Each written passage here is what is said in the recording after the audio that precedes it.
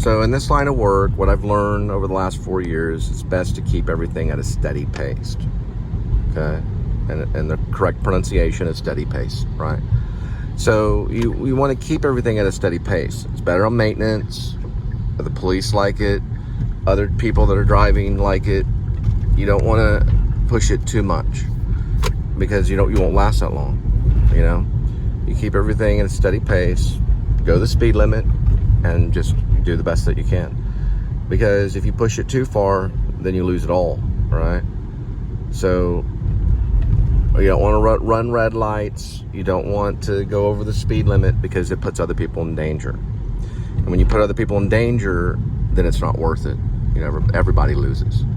So it's best just to keep everything at a steady pace. If you can't do that, then you can't accomplish anything in life, right? You can go out there and get pretty much whatever you want in life if you keep it at a steady pace and you don't flip out too much. My major problem when I was in Los Angeles was that very thing. You have to keep it at a steady pace and just let patience be there. You know, patience is part of life. And nobody has it anymore, you know, and this quick MTV, well, it's not MTV anymore, but, you know, it's cut, you know, very, very quick. And plus it's raining outside, you know, so people just have to learn patience. Everybody has, even me trying to get to work was hard, you know, so just steady pace it and you'll go further. And you'll find those types of people to work with. And those are the types that succeed, right? They're not necessarily trying to rush ahead every single second. Because one thing, you have to keep it at a steady pace. And you also have to be fair too. And mostly, the most important thing is, for success, is you have to be kind. K-I-N-D. And that fits into charity, forgiveness, patience.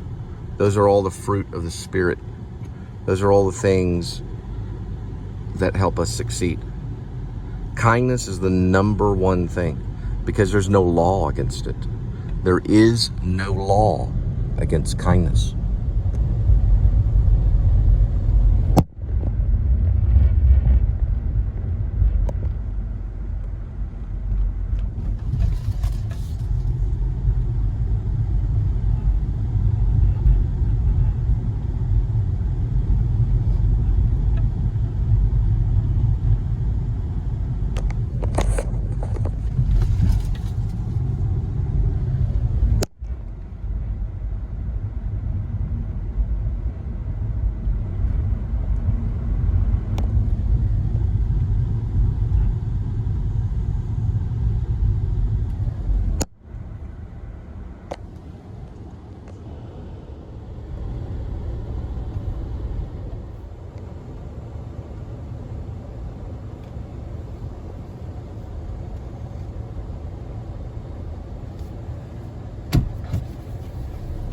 All right, next delivery is 6:43, 3 minutes, 1.1 miles.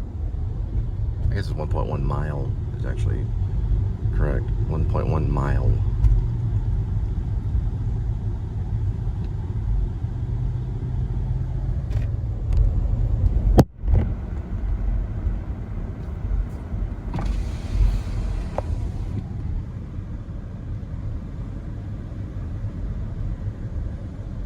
I think Jenny Chowning used to live in this area.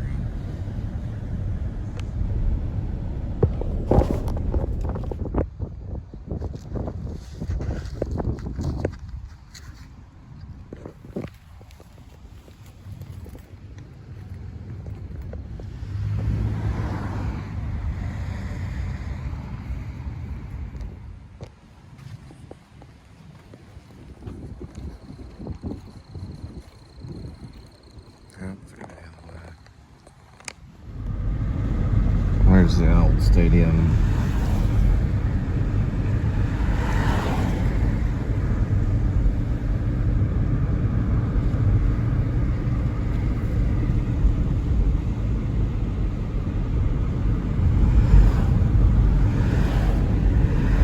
Or the Horned Frogs, TCU, Texas Christian University.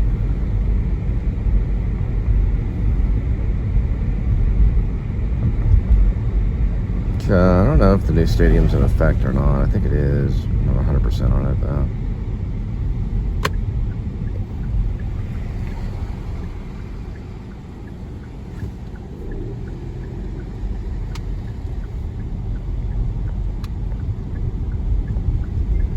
About as good as SMU. Not as expensive too.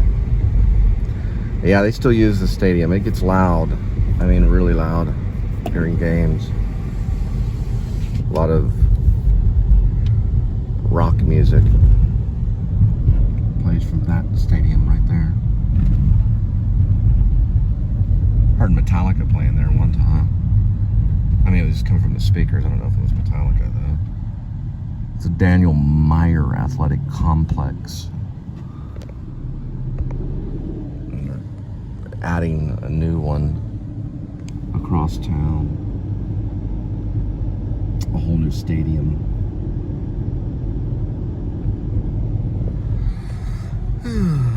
There's the Star Point School, Kinderfrog School.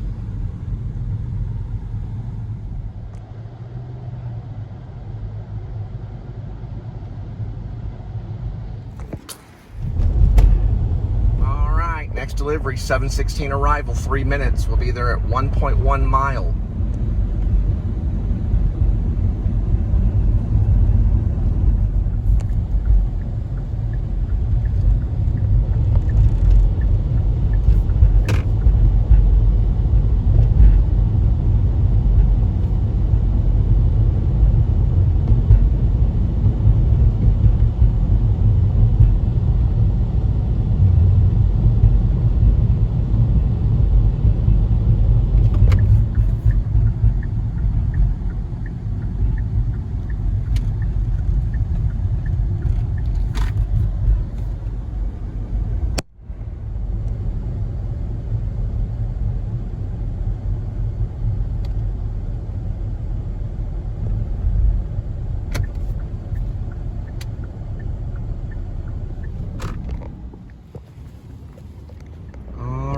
Next delivery, 7:29. Arrival, 10 minutes. 3.5 miles.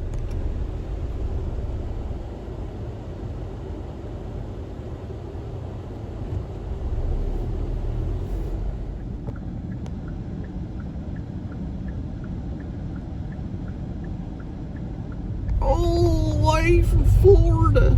Well, tonight's the finals for the Pro Rodeo. $1 million in prize money. And the tickets are about $100 a seat. Sometimes as cheap as 80. And you can see right there above those bushes, that's Carnival Midway. What you do is you buy a wristband that's called Magic something. And you get points. I think that's how you go through. Then you can spend the points off the wristband. It's supposed to be safety insured, so they're working with some company. I don't know what it is. So it's supposed to be a pretty safe thing. I don't know. Anyway, that's what I read about. It's called Magic Band, I think is what you buy.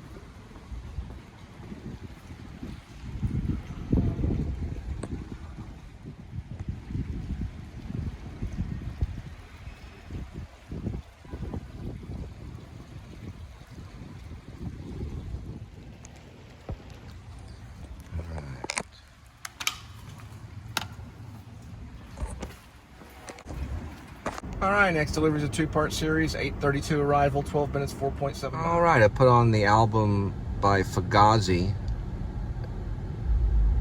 F upped, gutted, and zipped in, or F'd up.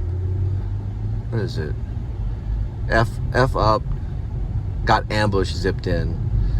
And it's 13 songs. starting with the waiting room. Pretty good song. We're gonna come up this way.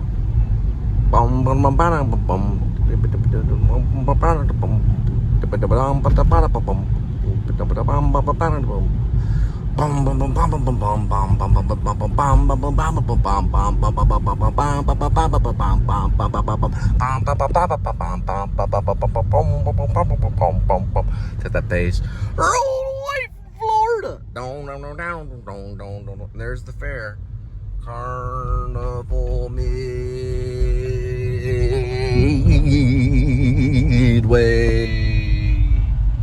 Carnival Midway.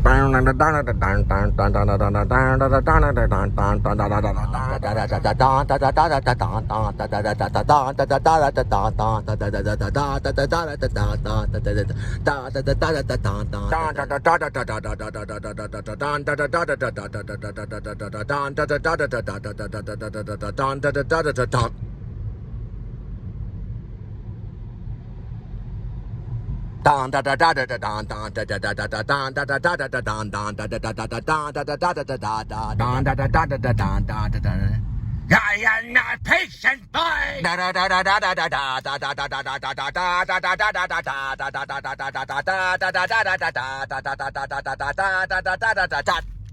This is brought to you by Tapatio.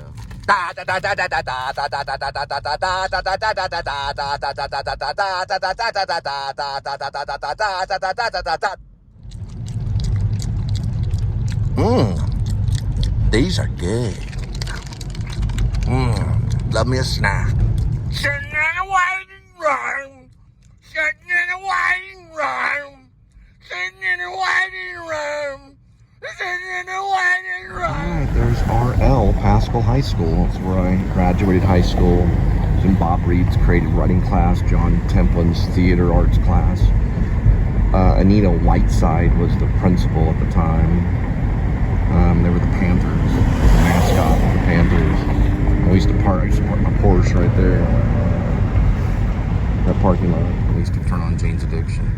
So back in the day, this is like late 90s, I was just about to attend the University of North Texas to get my bachelor's. About around 1997-ish. And this Mama's Pizza right here, I went in there to get a pizza, and on the television was the Heaven's Gate people, and they had, like, you could see their sneakers, they'd killed themselves. Well, we went to the UNT because we didn't have internet. I went to Denton, I looked up their manifesto and learned about the dough and whatever, all that weird stuff, you know, the guy named Doe, he had the eyes like that. And that's what we did, you know. Pretty crazy. The guy that was like, well, the spaceship's coming, so everybody, it's time to check out. You know, we're gonna meet the spaceship, the mothership. This was all in the manifesto. He had those eyes like, they call it flashbulb memory. So you have a memory that can happen, like everybody knows where they were when JFK got shot. Everybody knows where they were when Ronald Reagan got shot. It's called flashbulb memory. So I knew where I was when Heaven's Gate media information was released on the news. And I knew the response to it too, because everybody went out on the internet. It was like a great sales ploy for the internet. Everybody wanted to read their manifesto. And it was pretty crazy. And they all killed themselves, and they all wore sneakers. And it was really weird, and Saturday Night Live made fun of it. All right. Looks like these people.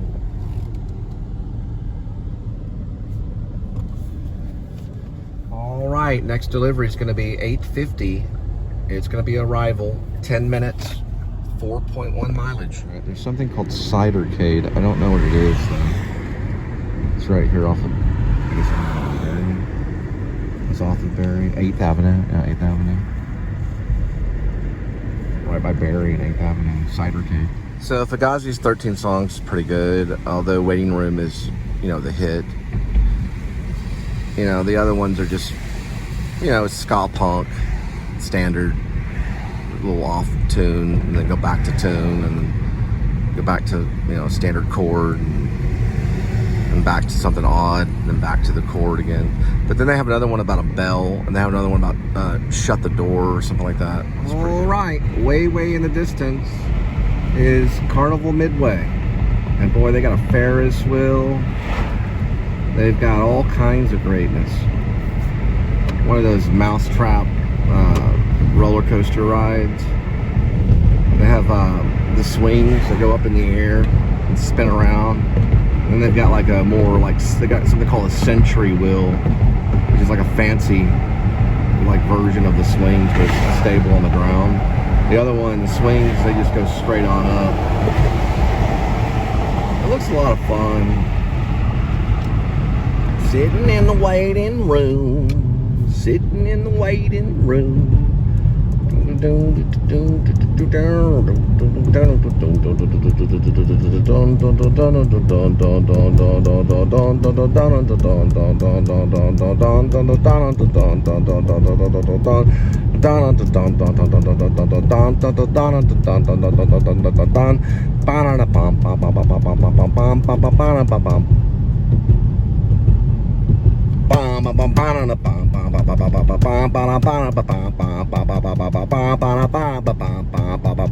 There it is. That's the Ferris wheel right there. And the century wheel, it kind of spins with those swings. And then the swings goes up in the air and it swings around and stuff. It's supposed to be certified by some kind of safety corporation or something, but you know, it's your risk. It's your magic band, you know what I mean? It's all right there. Oh wow, this bar has a big jumbotron right here, or a jumbo screen.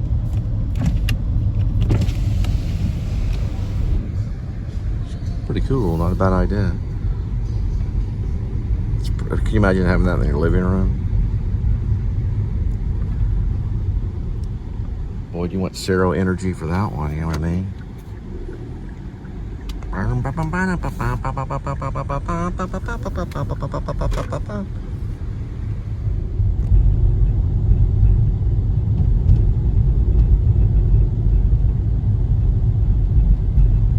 You know, they put those spacers in the pizza to keep it kind of like so nothing gets on it. What do you think that like a restaurant that'd be like important for a restaurant? It'd be like kind of a priority kind of thing.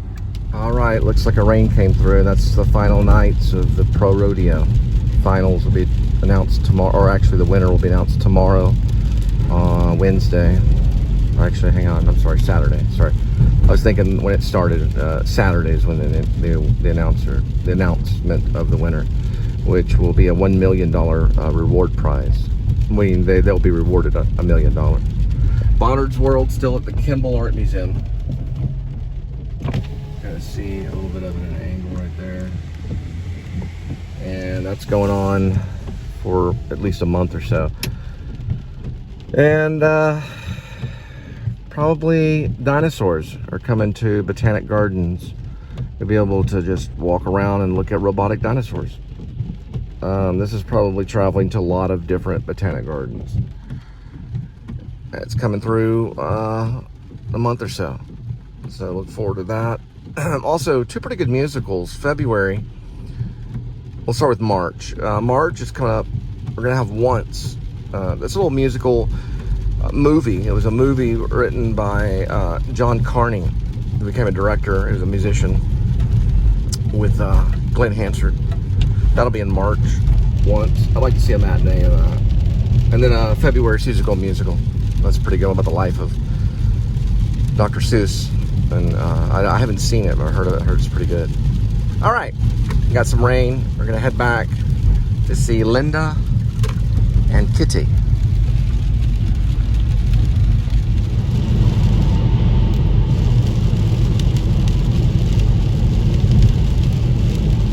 Yeah, you gotta watch some of these underpasses, especially down further.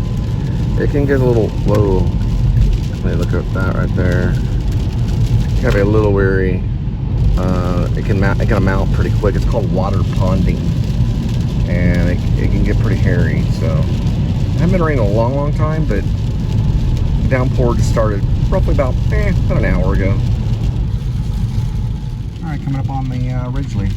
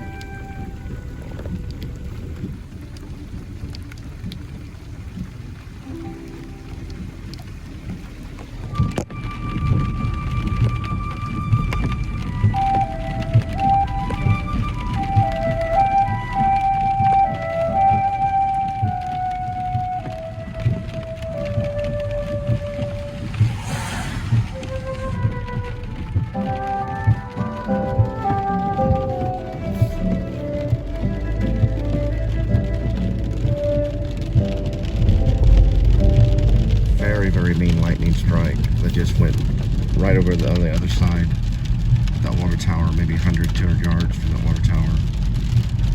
I mean, it was a heavy one. Probably about 30 seconds ago, maybe more.